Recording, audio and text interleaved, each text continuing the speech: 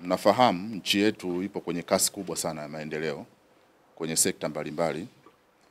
Kwa hiyo niko hapa kuwathibitishia kwamba nchi yetu imeamua na inaendelea kuamua kutekeleza kwa kasi mambo ambayo kwa kweli ni muhimu sana kwa Watanzania. Mheshimiwa Rais wakati anazindua Terminal 3 alisisitiza sana hili neno tumeamua. Kwa niko hapa tena kuwathibitishia tena kwamba tumeamua kweli kweli. Kwa hiyo licha ya wakati fulani unaona tunapata changamoto, watu wanaiponda nchi yetu, wengine wanashiriki hata kwenye hujuma mbalimbali. Kuna ndege yetu bado iko Afrika Kusini huko tunapambana nayo. Licha hizo hujuma mbalimbali, mimi niko hapa kuwathibitishia Watanzania kwamba hii serikali, kuna filamu moja inaitwa No Retreat No Surrender. Hakuna sehemu tutasarenda kwa maana ya kusalimu amri, wala hakuna sehemu tutarudi nyuma kwa maana ya muktadha wa kuwasaidia na kuwaletea Watanzania maendeleo. Sasa utaona pamoja na juhudi hizo mbalimbali za kuturudisha nyuma, kwanza kabla sijaja kwenye miradi, ni kwamba nchi yetu taswira yake kimataifa bado iko vizuri tu.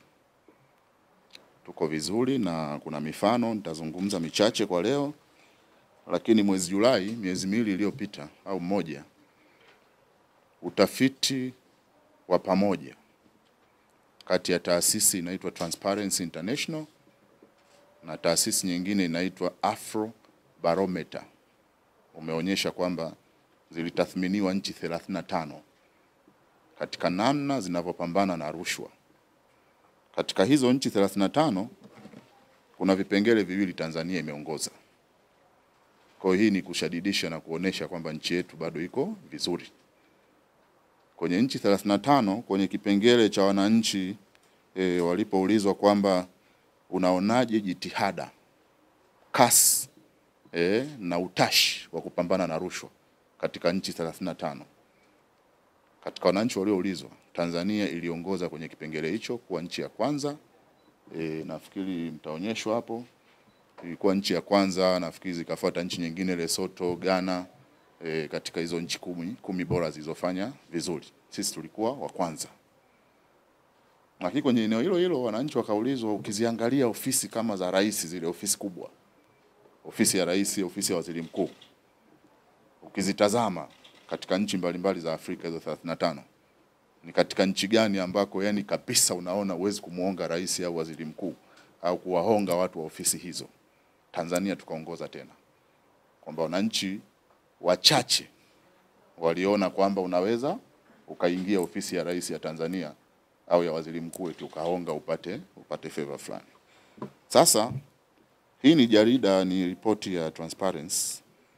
Lakini nini kimefanyika? Maana tunaweza tukasema tumependelewa, si ndio? Tumependelewa. Nafikiri mapambano ya rushwa mnayaona. Kuanzia Mheshimiwa Rais mwenyewe hakuna mchezo. Kazi kubwa sana inafanyika, na labda niwatajie tu kidogo. TAKUKURU sasa hivi wako kazini. Sio mla rushwa mkubwa, sio fisadi mdogo, sio fisadi mkubwa. Sheria zinachukua mkondo wake. Kwa kuna kesi nyingi, kwa mfano tumefungua mahakama ya mafisadi, inaitwa hivyo, lakini kisheria ni mahakama ya ufisadi na uhujumu uchumi. Kwa mfano TAKUKURU kwenye kipindi kifupi kilichopita wameokoa takriban bilioni 86 ambazo hizi zingeweza kupotea kwa njia mbalimbali za ufisadi. Lakini kuna bilioni 25 ambazo wamezirejesha serikalini kutokana na ile tunaita proceeds of crime. Mtu amepata vitu kwa njia za rushwa. Kwa sasa hivi kama mnavyoona kwenye sheria yetu, ukikutwa na mali ambayo uliipata kwa njia isivyo halali inarudishwa serikalini. Kwa kuna mali au tathmini kiasi cha fedha cha bilioni 25 zilizopatikana kwa njia ya rushwa. Yaani kwa sasa sio tu tunapambana na rushwa kwamba mtu unamkamata unapeleka mahakamani. Mali yenyewe ya rushwa kama ni fedha taslimu inarudishwa serikalini iwasaidie Watanzania. Kuna bilioni 14.6 zimerejeshwa ambazo ni mali zilizopatikana kwa njia ya uhalifu mbalimbali. Lakini kuna bilioni 10 TAKUKURU wamezirudisha ambazo ni mali ambazo wameuza magari. Kuna watu walikuwa na vituo vya mafuta, kuna nyumba na vitu kama hivyo. Lakini rushwa nyingine utaiona huko nyuma ilikuwa sana kwenye eneo la ununuzi wa umma, mikataba. Sasa ukienda pia kwenye juhudi ambazo nchi imefanya, ambazo mimi naamini zimesaidia Waafrika kuona Tanzania kwa kweli kuna juhudi zinazoonekana kwenye mapambano ya rushwa, ni mamlaka yetu pia ya usimamizi wa ununuzi wa umma PPRA, nayo imerejesha au imeokoa kwenye kipindi kifupi kilichopita jumla ya bilioni 46.9. Hizi bilioni 46.9 zimeokolewa kwa namna zifuatazo. Ipo mikataba wameikuta kwenye ukaguzi wao, thamani ya fedha ya kwenye mkataba na iliyolipwa ni tofauti. Yaani mtu labda ametakiwa alipwe milioni 1 analipwa milioni 2. Hizo zote wamefanyia kazi, zimerudi. Hela iliyoongezeka ya serikali ikalipwa kimakosa, iwe kwa uzembe au iwe kwa watu kuunganisha nia ovu ya kuibia nchi, zimerudi. Wengine amepewa hela ya dhamana kwamba atairudisha, labda ni mkandarasi, akimaliza mradi anaondoka, hela ya serikali hairudi. Kwa sasa kwenye eneo hili tuko kazini. Kwa hiyo ninachosema, hatukupendelewa huko Afrika kama tulivyoonyeshwa na ripoti ya Transparency na Afrobarometer. Lakini mimi nasema nchi yetu tuko vizuri na tuendelee kujiamini kama Watanzania, kwa sababu pia mwezi Julai, mwezi uliopita, kwa mara ya kwanza Tanzania iliandikwa kwenye jarida la Forbes, ambao walimulika maendeleo mbalimbali yanayofanyika Tanzania, na ripoti yao iliitwa Tanzania Building Prosperity. Ilionyesha mambo mengi tunayoyafanya empirically kabisa kama taifa. Kuna mtu mmoja akasema hiyo labda ni PR. Sasa PR, unapojenga reli na inaonekana watu wanaikuta, sidhani kama ni PR, si ndio? Tunajenga mradi wa umeme Rufiji, watu wako kazini. Sasa hiyo ni PR. Kwa hiyo walikwenda kujionea wenyewe, wakatathmini, wakasema hapana, Tanzania kuna kitu kikubwa sana kinatokea.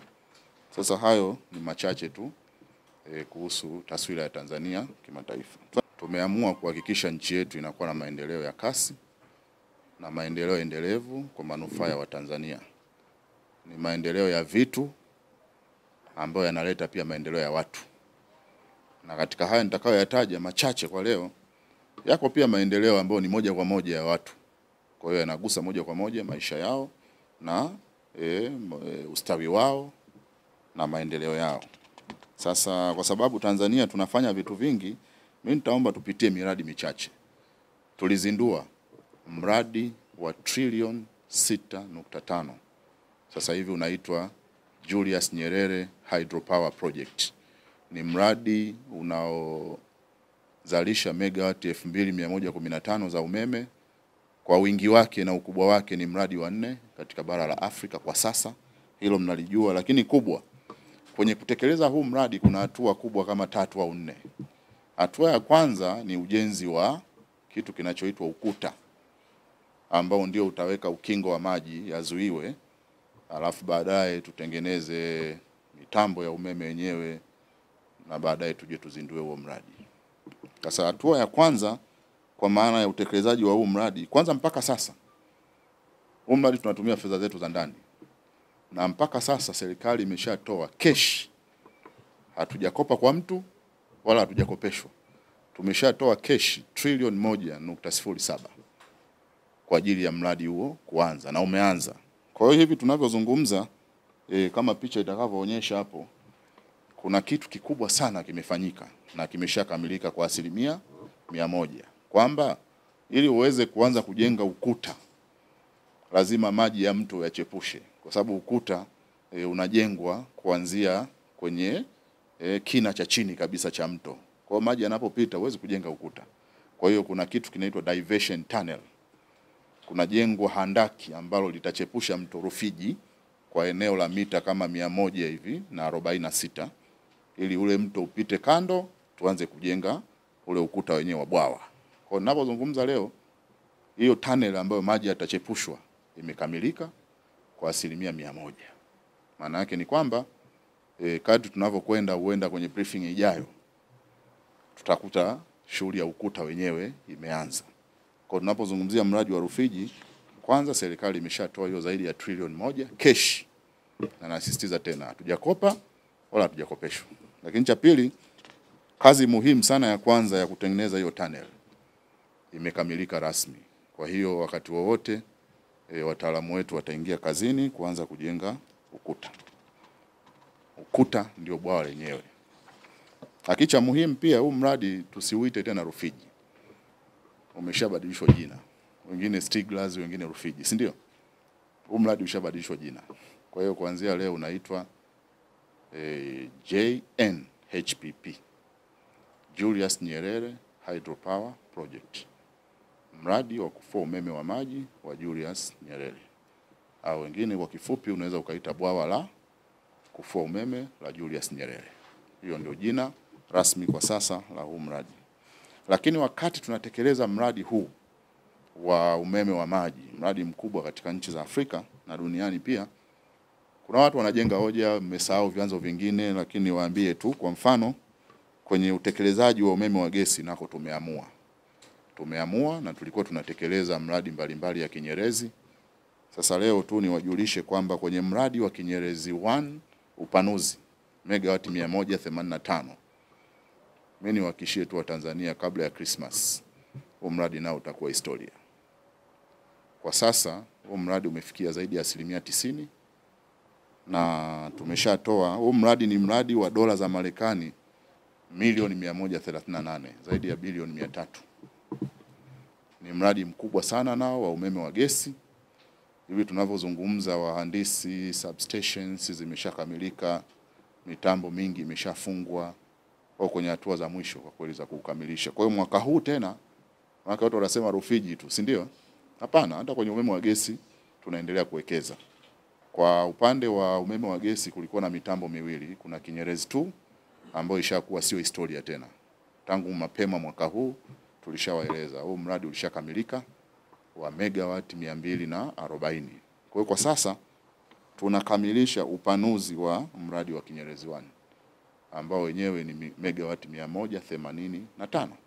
Kwa hiyo pia hoja kwamba tunawekeza tu kwenye umeme wa maji inaanguka, kwa sababu mradi wa Kinyerezi unakuja na utakamilika kabla ya Christmas. Nafikiri mnauona hapo maendeleo yake. Sasa hii nchi iko kazini kama ninavyosema siku zote na mara zote. Kwa hiyo kwenye upande wa umeme nafikiri zinatosha kwa leo, lakini mnafahamu tumeanza kujenga reli ya kisasa. Na reli ya kisasa kwa mara ya kwanza wa Tanzania maana sio kuigusa. Yaani kwa mara ya kwanza watu watapita juu ya reli ya kisasa wakati wowote kuanzia mwezi Desemba mwaka huu. Kwa muktadha kwamba kipande cha kwanza cha reli yetu hiyo ya kisasa kutoka Dar es Salaam mpaka Morogoro kitakamilika mwaka huu. Na mnajua kwamba kipande cha Morogoro kuja Dodoma watu pia wako kazini.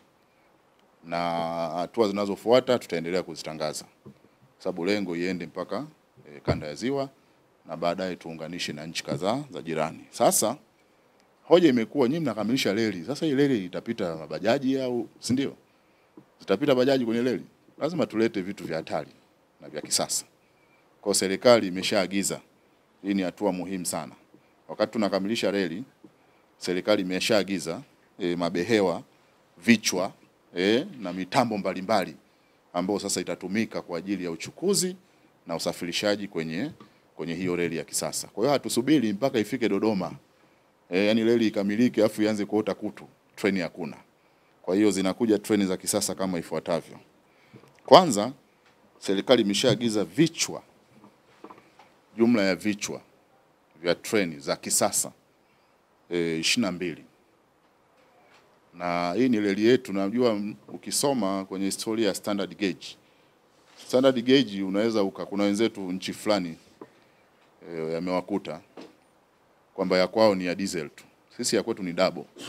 Inaweza ikapita treni ya umeme na treni ya diesel. Kwa hiyo kwenye hivi vichwa tumeagiza vichwa 22. Kati ya hivyo ni treni ambazo zitatumia mafuta na 17 ni vichwa vya treni za umeme. Kwa hiyo kuna wengine hata wanasema umeme itakuwaje siku umekatika. Hapana. Kwenye mfumo wa hii reli yetu ni ya kisasa kuliko unavyodhani. hata pale ambapo kwa mfano imetokea kabisa hakuna umeme kwenye mfumo wa reli, bado tuna vichwa vya treni vya mafuta vya kisasa ambavyo navyo vinaweza kuendelea kutoa huduma. Kwa hiyo tumeagiza vichwa 22. Sasa wengine mtaniuliza vinafika lini? Mimi niwaambie tutawaita tu twende bandarini pale. Wala hatutawaficha. Lakini tumeshaviagiza na 17 ni vya umeme kama nilivyosema. Lakini unaleta vichwa, mabewa yako wapi? Si ndio jamani? Sasa hii nchi iko kazini kweli kweli. Na ninaposema tumeamua, kwa kweli tumeamua kwa manufaa ya Watanzania. Sasa tunaleta mabehewa kwanza ya kawaida yale ya abiria 60. Tumeshaagiza mabehewa 60 ya abiria na ni ya kisasa. Lakini kwa upande wa uchukuzi wa mizigo, kama mnavyojua nchi yetu kistratejia tunahudumia nchi nyingi na zinatutegemea. Tumeagiza mabehewa 1430 ya mizigo. Na haya mabehewa yako katika namna mbalimbali. Kuna yale ya kubeba containers na mengine tunaleta mkionyeshwa hapo. Kuna mabehewa, hiyo ni split unit. Katika hizi vifaa tulivyoagiza kuna treni 5. Yaani kuna treni 5 zilizokamilika. Zile za abiria ambao treni moja unakuta ina mabehewa mpaka 8. Hizo treni moja ya abiria ya kisasa ambayo inaweza kubeba abiria wengi kwa wakati mmoja. Tumeziagiza 5, lakini kila moja ina behewa 8. Ndefu za kisasa kabisa. Kwa hiyo ni mfano tunazionyesha.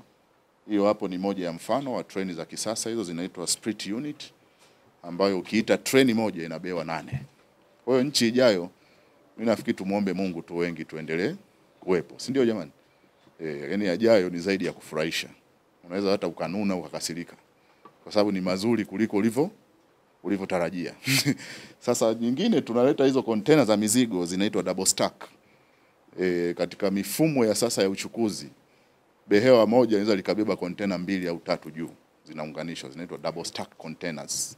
Kwa hiyo hizo nazo kwa ujumla mabehewa yawe ya oil tankers, yawe ya containers na vitu kama hivyo, jumla ni 1430. Lakini kama nilivyosema, zile treni za abiria sasa sisi, ili sasa utulie, na ile standard gauge nafikiri mmeiona juzi. Tumefanya jaribio la kwanza, kuna kichwa kimeletwa kwa ajili ya majaribio. Ukiweka juisi yako pale juu ya kiti ya kitingisiki. Yaani mimi naonyesha tu yajayo. Si ndio jamani? Jamaa wangu anafurahi pale, yani anatamani hata leo tu, si ndio? Kwamba ingekuepo hapa tuitesti kwenda da. Bado haijaja. Kwa hiyo nchi hii tumeamua, na kwa sababu tumeamua hakuna kitakachoturudisha nyuma kwenye haya tunayoyafanya. Kwa hiyo ni waendelee kuomba Watanzania tu tupo kazini kweli kweli.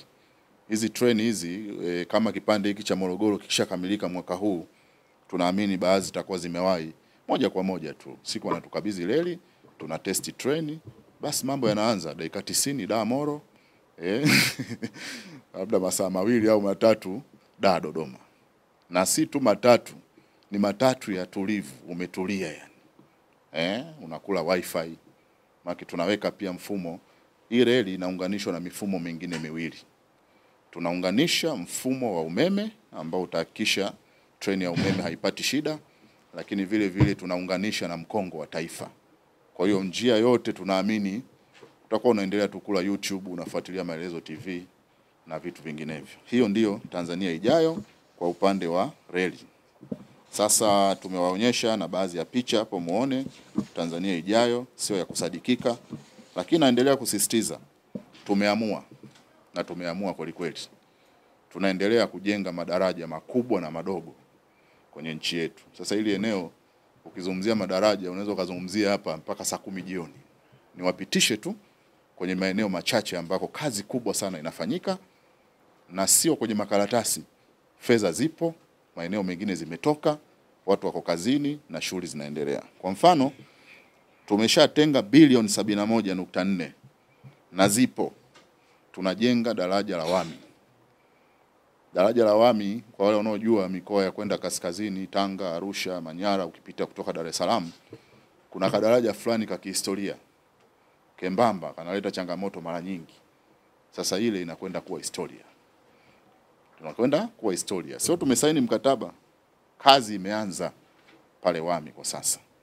Tunatengeneza daraja la kisasa litakalo kuwa lina uwezo wa magari kupishana wakati wote, lakini pia kuna njia za barabara zitatanuliwa kuwa pana kwa kilomita 4 kila upande. Kwa hiyo ndio kazi kwenye daraja la Wami. Serikali imetoa shilingi bilioni 71.4. Kazi imeshaanza kwenye daraja la Wami. Lakini hatujamaliza. Hivi tunavyozungumza tumesha saini mkataba. Tanzania kwenye siku chache zijazo tunakwenda kujenga daraja refu kuliko yote katika Afrika Mashariki na Kati linalovuka ziwa kule Kigongo Busisi Mwanza.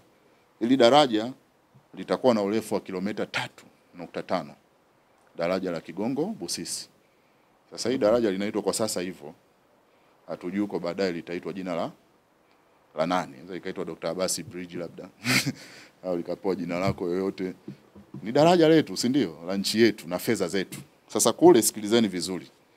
Tumetoa, sio kuandaa au kufikiria, tumetoa bilioni 699. Yaani zipo pale. Na mkataba tumesha sign. Kwa ni wale wakandarasi tu kwa sasa, nafikiri mnafahamu kwenye kanuni za mikataba tumewapa miezi 6 walete vifaa waanze kazi. Fedha zipo, tumeshatoa. Kwa hiyo kanda ya ziwa pia yajayo yanafurahisha. Sasa madaraja ukitaka niyataje yako mengi. Pale Dar es Salaam kuna mama mmoja alisema yeye kwa mara ya kwanza ameona flyover, si ndio? Maana nikiwauliza hapa flyover wengine kwa mara ya kwanza uliona wapi? Wengi utakuta kwenye filamu labda ya Amitabh Bachchan, labda kwenye filamu za Arnold Schwarzenegger. Ndio uliona gari inapita juu ya flyover. Sasa tumeshajenga pale Dar es Salaam. Ilishakamilika, lakini kuna nyingine inajengwa Ubungo pale kwenye makutano ya Mandela na barabara ya Morogoro. Ile inaitwa interchange. Lakini kwa kifupi tu ni flyover. Ile tunatumia zaidi ya bilioni 200 za Benki ya Dunia kwa kweli kutekeleza, na mradi ule unaendelea vizuri. Tutakuja kueleza kwa kina siku zijazo, lakini umefikia 50%. Na ile interchange ya Ubungo ile mwakani tunaitaka. Ile haina miaka mingi, mwakani wanatakiwa tukabidhi. Sasa yule mama aliyopita kwenye Mfugale kule, alipopita akamaliza akiojiwa alisema maneno yafuatayo. Ni ya kusikitisha lakini yana maana yake kwenye muktadha wa maendeleo ya nchi yetu. Alisema mara baada ya kuvuka na kupita ile daraja anafikiri ameshaona ya kutosha kwenye dunia hii. Alitamka kabisa kwamba kama Mwenyezi Mungu yuko tayari kumchukua, yeye pia yuko tayari. Kwa sababu kashaona kitu kikubwa ambacho alikuwa anaona tu kwa nchi nyingine. Hatujalaaniwa. Watanzania hatuna makosa yoyote kutokuwa na vitu vizuri kama hivi. Sasa ni serikali ya Rais Magufuli kwa kweli na serikali yake kwa ujumla ambao tuko kazini kuhakikisha yale yote mnayoona kwenye filamu hizo nilizotaja za Arnold Schwarzenegger, sijui za Rambo, kwa nini viko kule? Kwa hiyo vyote hivi vinakuja Tanzania. Kwa madaraja makubwa ni mengi. Lakini mtu anaweza akasema sasa mbona Dar es Salaam tu? Kuna madaraja mengi yanajengwa. Ukienda hii Singida kuunganisha kwenda Simiyu, kuna daraja moja inaitwa Sibiti. Limekamilika, ni daraja la kihistoria. Karne karibu miongo karibu 4 au 5 ya kuamua na kutamani liwepo. Haikuwezekana, ndani ya awamu hii limejengwa na watu pale Sibiti wanavuka. Lakini hako madaraja mengi. Kwa mfano, mimi ukiniuliza kila sehemu nitakwambia kuna kazi gani inafanyika kwenye madaraja au barabara. Kwa mfano, Kondoa, kuna mtu wa Kondoa hapa nafikiri nimemuona. Kuna daraja la Kisese. Lina urefu wa mita 38, serikali imetumia bilioni 2.08. Chini kabisa kwa wananchi. Kuna mtu hapa najua ametoka eneo moja linaitwa Iringa. Kuna Iringa mjini. Kuna wengine kule Iringa wanasema hawaoni maendeleo. ya chini kabisa kwa wananchi. Acha vitu vikubwa tulivyofanya.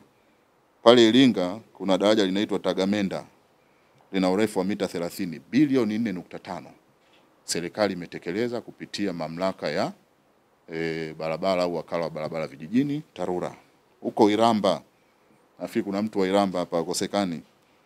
Kuna Mtoa Bridge, daraja la Mtoa, urefu mita 60, gharama bilioni 2.6. Ningeamua hapa kila mtu ataje kwa walikotoka, ningekwambia nini kinafanyika. Sio tu tumeamua, tumepanga, tunachakata, hapana. Nitakueleza nini kimefanyika. Lakini kwa leo kwenye madaraja inatosha. Tumeamua vile vile kuhakikisha huduma za afya kwa Watanzania zinaendelea kuboreshwa. Sasa ningeomba nizungumzie kidogo kwenye eneo la upanuzi wa sekta ya afya. Yale ya kwamba serikali imeongeza bilioni za hela kutoka 30 sijui kununua vifaa tumeshaeleza. Lakini mnafahamu kitu kimoja muhimu sana, kwamba nchi yetu kwa kiwango kikubwa sana ilikuwa inapata shida ya utoaji wa huduma za afya za kibingwa. Watu walikuwa mpaka wakatibiwe nje. Sasa hivi mnajua tiba kubwa sana tumewekeza za kibingwa, watu wanatibiwa sasa hapa nchini. Moyo, figo, kubadilisha au kusaidia watu kusikia, na tiba nyingine za kisasa zinaendelea. Kwa baada ya kuwekeza pia kwenye tiba hizo za kisasa huko juu, sasa hivi mwelekeo wa serikali ni kujenga sana hospitali za kisasa za kanda au za mikoa, ambao zitakuwa nazo sio lazima mtu uende Muhimbili ukapate tiba za kibingwa. Sasa niwaeleze tu kwa mfano, serikali mwaka huu imetoa zaidi ya bilioni 30 kujenga hospitali za kanda za mikoa zifuatazo. Kuna hospitali ya mkoa wa Mwanza, kuna Simiyu, kuna Njombe, kuna Songwe, Katavi, Geita na Dar es Salaam. Dar es Salaam hospitali ya Mwananyamala ile ni ya rufaa ya mkoa itakuwa. Hizi hospitali zimejengwa au zinajengwa kisasa, na kuna majengo tutawaonyesha hatua zilizofika. Kwa wastani zipo ambazo zimekamilika na ziko ambazo zinakamilika. Ni majengo ya kisasa, yatakuwa na vifaa vya kisasa na huduma za kibingwa ambazo haijawahi kutokea katika historia ya nchi yetu. Ile habari ya kwenda hospitali ya mkoa unakuta Panado na Aspro, kwa kweli kwa sasa tunakwenda kuondoa kabisa hiyo changamoto. Kote huku kutakuwa na tiba za kisasa na za kibingwa. Lakini mtu anaweza akasema tu mbona ni mikoa hiyo tu, tunaendelea. Kuna hospitali nyingine zinajengwa. Serikali imetoa bilioni 3 kujenga hospitali ya kanda ya wazazi Mbeya. Serikali imetoa zaidi ya bilioni 6 kujenga hospitali ya kanda Mtwara. Nasema hivi, tungetaka kila mkoa, ningekwambia nini kinaendelea kwenye sekta ya afya. Lakini muhimu tu mjue kwamba tuko kazini na serikali inatoa fedha. Na hebu nionyeshe ile hospitali ya Njombe, mnaiona? Hiyo ndio mfano. Tunapozungumza hapa huwa napenda kuonyesha kwa mifano. Hiyo ni moja ya hospitali ya rufaa ya mkoa ambayo sasa ndiko tunakoenda. Kwenye mikoa yote ambayo hakuna hospitali za kisasa kama hizo, tutaendelea kujenga na serikali itaendelea kutoa fedha, na ni fedha za ndani ambazo ni za walipa kodi. Kwa hiyo kimsingi kwa kweli tumeamua, na tumeamua hasa kubadilisha kabisa taswira na sura ya nchi hii, lakini si tu kwenye mambo ya vitu, lakini vile vile kwenye kugusa maendeleo ya wananchi. Kwa hiyo hizi hospitali za mikoa za kanda zinaendelea, lakini mtakumbuka mwaka huu, au nimalize manake vitu ni vingi.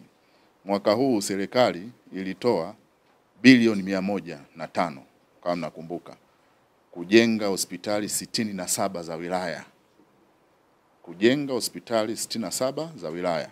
Miaka zaidi ya 50 tangu uhuru, kabla hizi hospitali 67, nchi yetu ilikuwa na hospitali 77 za wilaya. Ndani ya zaidi ya miaka 50. Ndani ya mwaka mmoja tunapozungumza hapa, kuanzia mwezi wa pili ujenzi ulianza wa 3. Hospitali 67 za wilaya zimejengwa, na kwa takwimu wastani wa ujenzi umefikia 90%. Zipo zimekamilika, nyingine ziko nyuma kidogo. Kwa ujumla hii ni zawadi nyingine ya Christmas. Miezi 2-3 ijayo tutaanza uzinduzi wa hizi hospitali. yakiwa ni majengo. Hebu tuonyeshe ile ya Kigamboni pale, mfano hiyo hapo ni majengo ya kisasa kwenye ngazi ya wilaya, lakini vile vile hatujengi jengo tu, tunaweka vifaa vya kisasa, na hivi vifaa fedha zipo. Serikali imetenga zaidi ya bilioni 270 mwaka huu kwenye eneo la vifaa tiba na dawa. Kwa hiyo hii ndio Tanzania ijayo ambayo niliona leo